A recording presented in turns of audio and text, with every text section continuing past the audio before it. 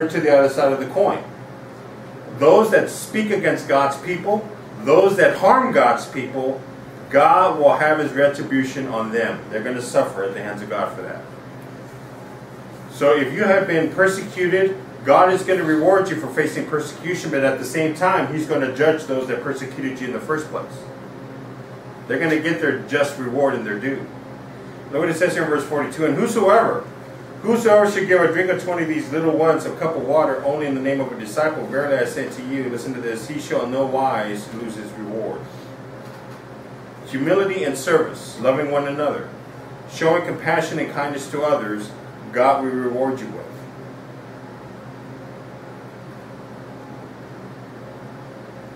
Let's look here at Matthew 25. This is going to be good one. Get ready for this one. Matthew 25, 23.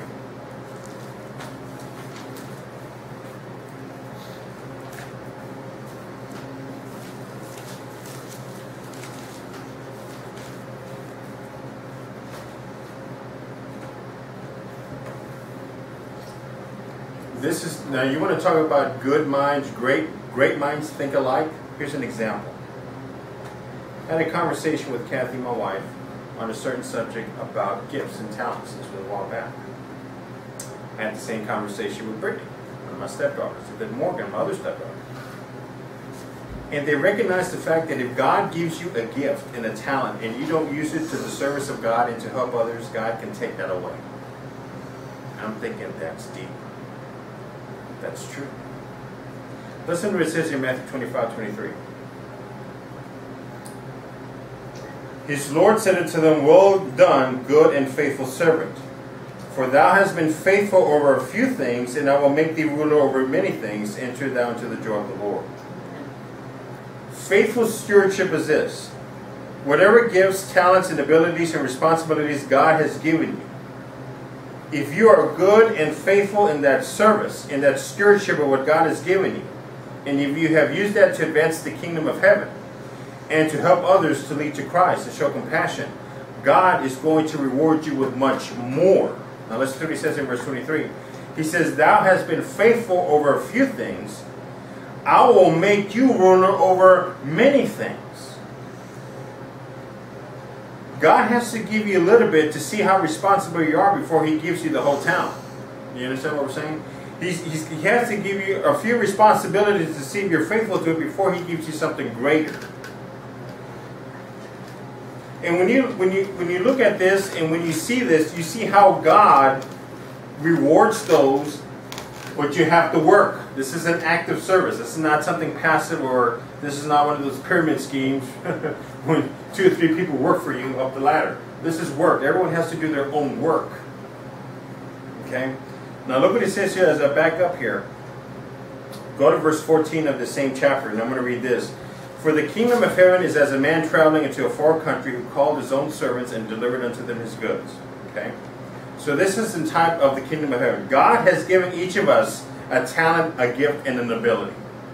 My gifts are different from your gifts, and your talents are different from my talents. But we all have them. Verse 15. And to one he gave 5 talents, and to another 2, and to another 1. To every man according to his several ability, and straightway took his journey. In other words, God says, here's 5, here's 2, and here's 1. Then he that received the 5 talents went and traded the same and made another 5 talents. So he worked his way, he doubled what he had. Verse 17, and likewise he that had received 2 talents, he also gained another 2. But he that had the 1 talent, you know what he did? He dug it in the ground. He buried it. And hid the Lord's money. So the one that had the 1 talent buried it. Dug it up. Verse 19, and after a long time, after a period of time, the Lord of those servants, the boss of those servants, came back and reckoned with him. In other words, he had an accounting with him. He wanted to see what they did with his talents. And he said, the one that received 5 talents came and brought another 5 talents, saying, Lord, thou deliverest unto me 5 talents. Behold, I have gained 5 more. His Lord says, well done, thou good and faithful servant. Thou hast been faithful over a few things, and I will make thee ruler over many things. Enter into the joy of the Lord. Verse 22, he that received 2 talents said, Lord, I double and gained 2 more. He said unto them, well done, thy good and faithful servant. Thou hast been faithful over a few things, and I will make thee ruler over many things. Enter the joy of the Lord. Verse 24, he that received the 1 talent came and said, Lord, I know that you are a hard man to impress, reaping thou which hast not sown, and gathering what thou hast not strawed. And I was afraid. So you know what I did? I went and hid the talent in the earth, and it's still there. I did not lose it. I took that 1 talent and I buried it. It's there. It's like money under the mattress. It's still there. His Lord answered and said unto him, thou, listen to what he said to this guy. Thou wicked and lazy servant. God hates laziness as much as wickedness.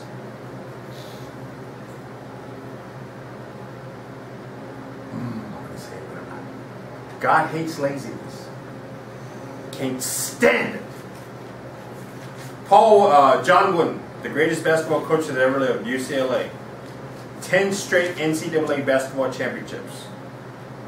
Commandment number 1, thou shalt not be lazy. Work, practice, work, practice.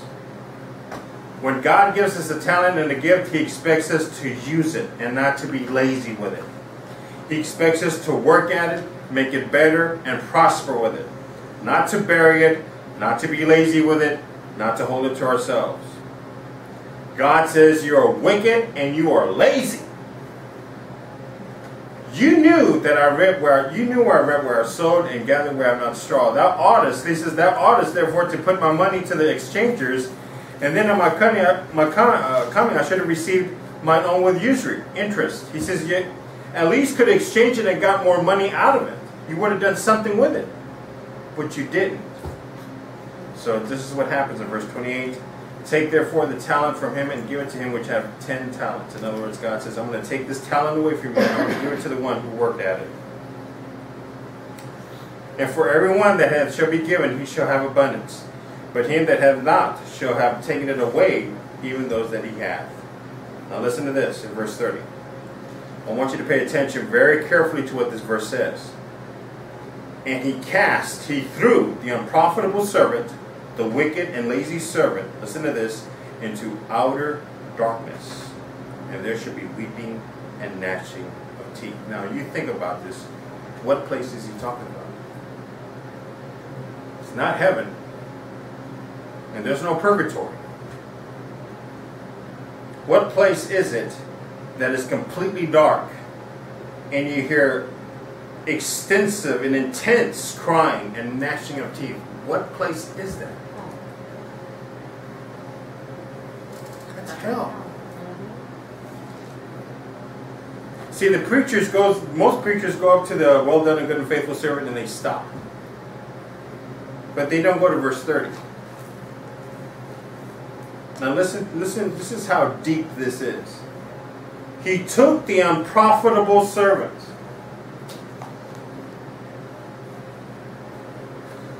All right, for you business people out there, if you don't make a profit, what do? You cut it. It's a loss.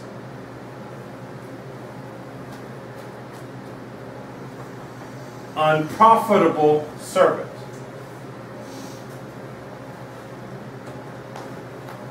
In other words, what Jesus is saying, and this is no other words about it, this is straight on. He threw the unprofitable servant into outer darkness, and there should be weeping and gnashing of teeth.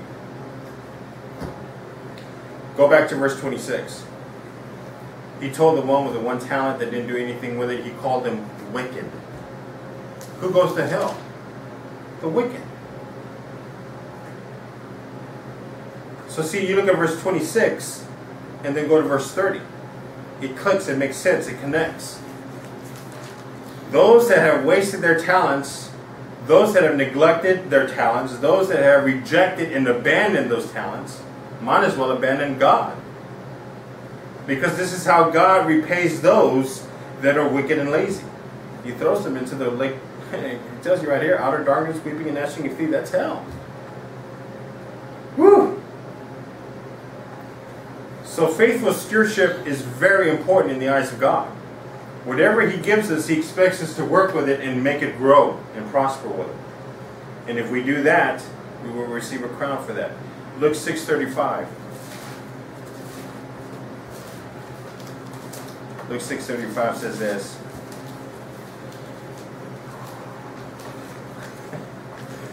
Look at it. You got benevolence. It's easy to be nice to people you like. It's real easy to be nice to people you love and like. God says you got to be nice to all people, even the ones you hate. Really? Look what he says here in verse 35. But love your enemies and do good. He didn't say like them. He says to love them. Treat them with compassion and respect, even though they hate your guts. Don't go on their level. You're above that. Love your enemies and do good. And lend in hoping for nothing gained. In other words, give them something and don't expect anything back. Give to them graciously. And your reward, listen to this, and your reward shall be great. And ye shall be the children of the highest, for he is kind. Listen to this. For God himself is kind unto the unthankful and to the evil.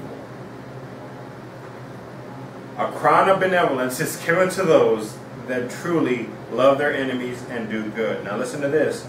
If you do good and love your enemies, there's an opportunity that you could change them and win their soul to Jesus Christ. That's the good thing. And there have been many enemies in the past that have been changed to God by simple compassion and consistency. Don't give up hope on those that do not see things your way. You have to be kind and compassionate, and it takes time. Now listen to verse 35. It says, love your enemies and do good.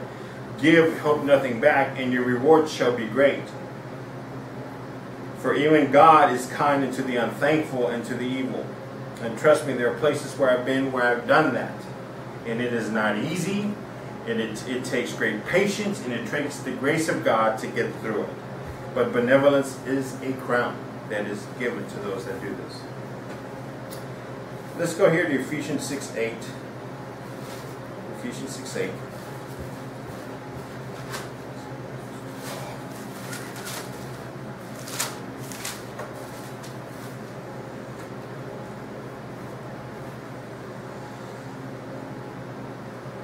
Doing good and living righteously.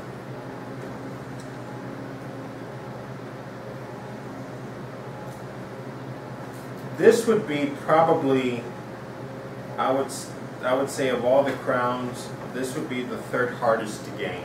There's an order. Now I'll tell you what number 1 and number 2 is as we get to them. You have the crown that is the hardest to gain, and then you have the second one, and you have the third one. This would be the third crown that would be hardest to earn right here. The reward. Listen to what it says in Ephesians 6:8. It says, knowing that whatsoever good, listen to this, knowing that whatsoever good that any man doeth, the same shall receive of the Lord, whether he be bond or free. And ye masters, do the same things unto them, forbearing threatening, knowing that your master also is in heaven, neither is he that there is respect of persons. Here's what he's talking about. The servants serve. They serve faithfully. They serve like they're serving the Master, Jesus Christ. Did you know that when you work in your job or when you work where you are an ambassador of Jesus Christ through your words, your actions, through your testimony, through your life? People know you by what you do, by who you are. And it says here in verse 8, knowing that whatsoever good thing any man does, whether he be bond or free, rich or poor, regardless of color of skin, you shall receive of the Lord. To those that are bosses and supervisors, they have a responsibility to be fair and impartial to their servants. God has given them a position of authority, whether it be a teacher, a principal, a boss, a foreman. God has given them that responsibility, but they must be fair and impartial to those that serve under them. In other words, they're not dictators. They're not slave drivers. They should not take advantage of these people. To those out there, stop it. If you're taking advantage of your servants, they're not slaves. Lincoln freed the slaves, okay? They're not yours. You don't own them. You don't tell them when to pee and when to eat, okay? You have the responsibility to look over them. And it says here in verse 9, and ye masters, do the same thing unto them, because your master in heaven knows that if you're fair and respect the persons with him. See, a lot of people think that whatever they do in this life is separate from God. No, it's not. Everything that we do in our service is connected with God, and God will have the final say in it. And that's why we need to be very careful. If you do good and live righteously, God will reward you. And let me tell you, in this world of ours that we live in today, it is very hard. We may have our moments of maturity, but God says, I don't want your moments, I want your life. I don't live for the moment. You know how we always say, God, we live for the moment. Not with God. God says, no, there are no moments here. It's forever, eternity. Here is the second hardest crown to earn. James 1, 12 and 13. This is just purely an opinion, but when you look at all the crowns, this is the second hardest crown to earn right here. James 1, 12 and 13. It is the crown of perseverance in withstanding temptation.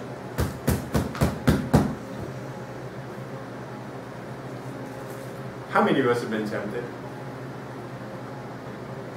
How many of us have fallen into temptation? Yeah, me. How many of us, after we have been falling into temptation, we say to ourselves, why did I do that? What was I thinking? What was I doing? And we look at ourselves with regret and disgust and over the things that we've done. But listen to this. Here's the good news. God will give you the grace to go through it. Now look what it says here in James 1, verses 12 and 13. Blessed is the man that endures temptation. Blessed is the man that endures, that conquers temptation, that overcomes temptation. For when he is tested, when he is tried, he shall receive the crown of life. Once you have passed the test of temptation, once you have passed the test of the things that the devil throws at you, once you have conquered all the donuts in the aisle and not take a bite, once you have done, and you looked at something and says, you know, I wonder what it'd be like to do that. I really want to try it. And you say no to it. God is going to reward you with a crown of life, which the Lord hath promised to them that love Him. The devil is going to try to keep you away from this crown. He will tempt you and tempt you and tempt you and tempt you until you fail. It's like that, like it says in the Bible when it talks about those that are just annoying. You want to talk about annoying? This is the ultimate of annoying. When people just throw things at you and throw things at you and throw things at you until you finally do it. Have you ever been the victim of that? Of course you have. Will you go out with me? Will you go out with me? And they nag you and nag you until you finally go out with them. Don't do that. Here's the thing. Look what it says in verse 13. Let no man say when he is tempted, God tempted me.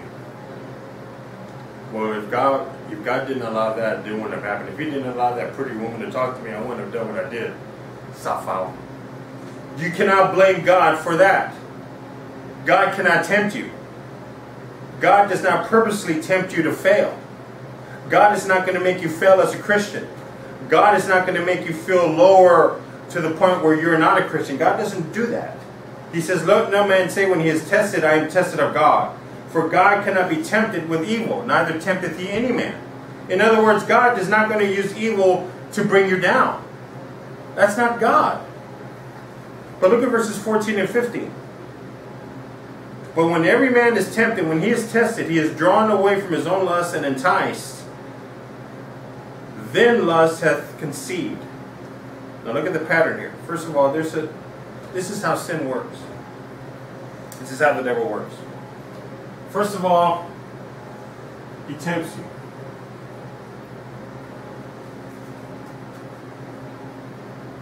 You need to study word etymology. Word etymology is words and pictures. It gives you a picture of what the word means. You know what the word tempts is? It has a picture of a goad. You know what a goad is? It's a stabber. It could be used to brand cattle. I mean, you're branded. It's a goad. It's a long stick with a pointy end. And see, what happens is that when you're tempted, you're goaded all the time. They pick on your shoulder, your rib. Try doing that for like 2 minutes to someone and see if they like it. Just pick on someone. Annoy them. Okay? Then, once you're annoyed to the point you give up, then lust happens. Then you start to give in. That's what it means. You give in. Uh-oh. Here we go. Now it's getting bad now. First you lost your will, then you lose your strength. And then you're enticed. You're actually, you know what that word entice means? That means you try to look for something good and bad. It's alright to smoke marijuana. It's good for you. It kills the pain. Colorado, you're truly Rocky Mountain High with that one. And no, I'm not going to apologize for it. You're grown people. You should know better. Oh.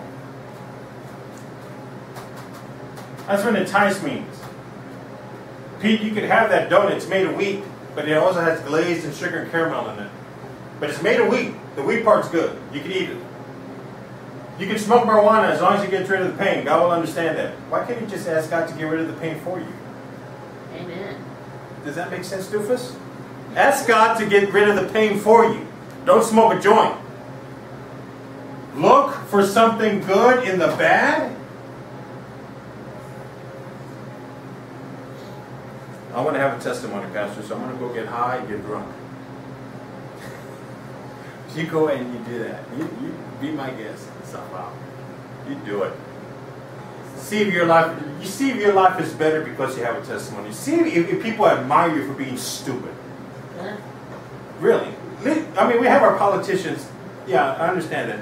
But we see people admire you for being stupid. I admire for people for not being stupid. I admire people for staying away from the bad things. I admire people for enduring temptation. I admire people for doing the right thing all the cotton picking time. That earns my respect.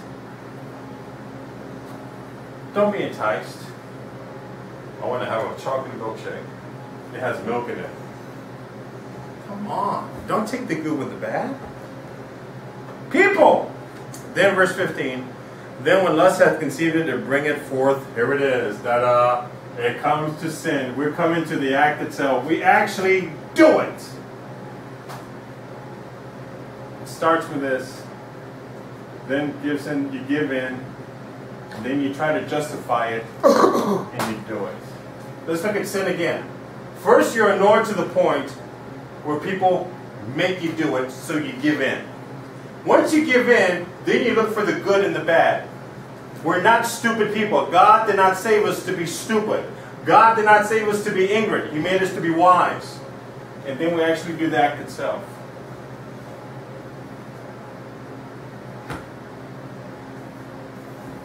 Look at verse 15. Why are we making such a big deal of this? Why am I so emphatic about this? Because this is very serious. Look at verse 15. Then when lust had conceived it, to bring forth sin. And when sin, listen to this, when sin is finished in your life, what does it bring? What is the fruit of sin? What is the final result of sin? Death. It's death.